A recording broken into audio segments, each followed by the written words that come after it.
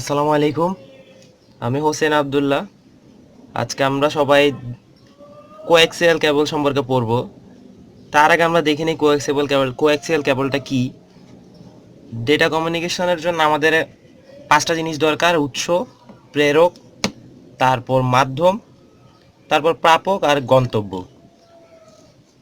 তো এই যে আমাদের মাধ্যমটা দরকার, মাধ্যমটা আমাদের দুই রকম হয়ে থাকে। একটা হচ্ছে তার মাধ্যম আর একটা হচ্ছে তারবিহীন মাধ্যম। তারবিহীন মাধ্যম মানে যেই মাধ্যমে আমাদের ডেটা পাঠানোর জন্য তারের প্রয়োজন হবে না, আর তার মাধ্যম হলো যেই মাধ্যমে ডেটা পাঠাতে আমাদের তারের প্রয়োজন হবে।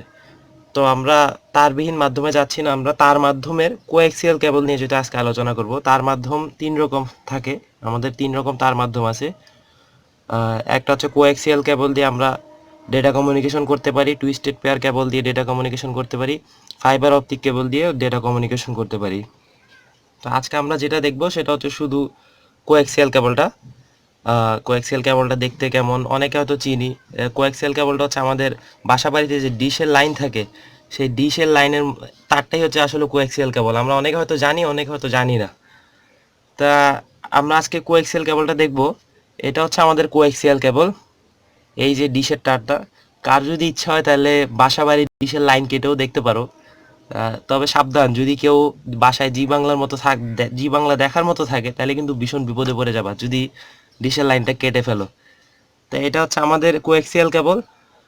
কোএক্সিয়াল কেবলের বৈশিষ্ট্যগুলো আমরা দেখি। কোএক্সিয়াল কেবল হচ্ছে একটা তামার তৈরি বিদ্যুৎ পরিবাহী তার। তো আমরা এখানে তামার তৈরি তারটা আসলে দেখতে পাচ্ছি না, ভিতরে আছে, আমি দেখাবো একটু পরে।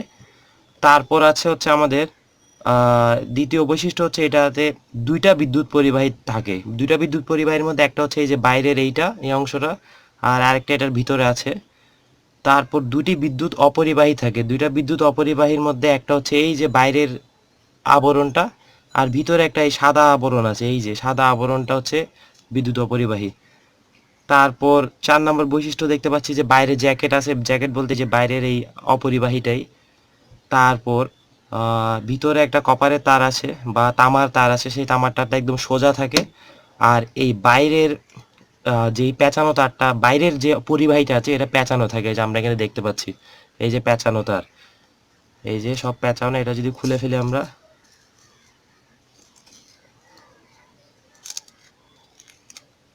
এই যে এটা হচ্ছে আমাদের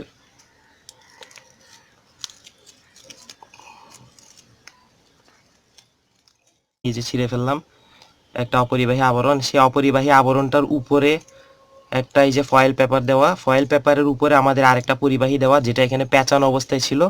তার বাইরে হচ্ছে আমাদের জ্যাকেট। এই জ্যাকেটটাও ছিল হচ্ছে একটা অপরিবাহী পদার্থ, কালো রঙের জ্যাকেট। এটা ছিল আমাদের কোএক্সিয়াল কেবল। এখন কোএক্সিয়াল কেবলের সুবিধা অসুবিধাগুলো আমরা পড়ব।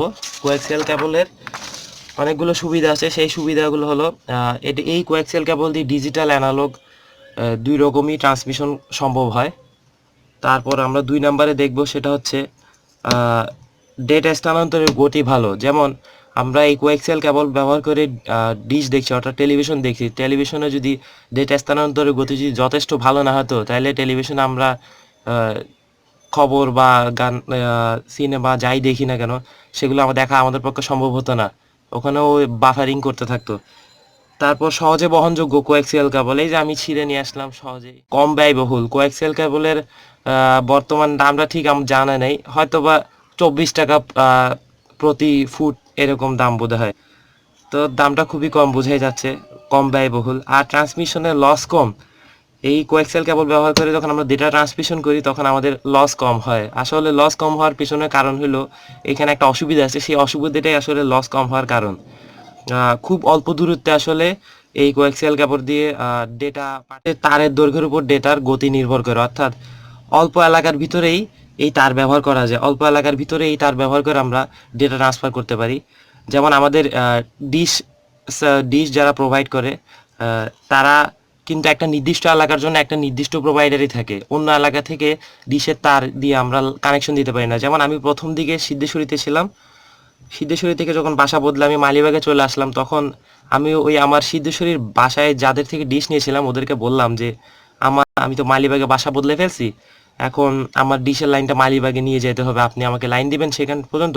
তারা বললো না, আমরা সেখানে লাইন দিই না, অর্থাৎ তাদের সীমাবদ্ধতা হলো যে সিদ্ধেশ্বরী থেকে তারা মালিবাগ পর্যন্ত তার দিয়ে যখন আমার বাসায় ডিশের লাইন দিবে, তখন আসলে আমার দেখার মতো আর থাকবে না, সেখানে হয়তো ডেটাই থাকবে না, ডেটা আমার বাসা পর্যন্ত আস্তে আস্তে সব হারায় যাবে।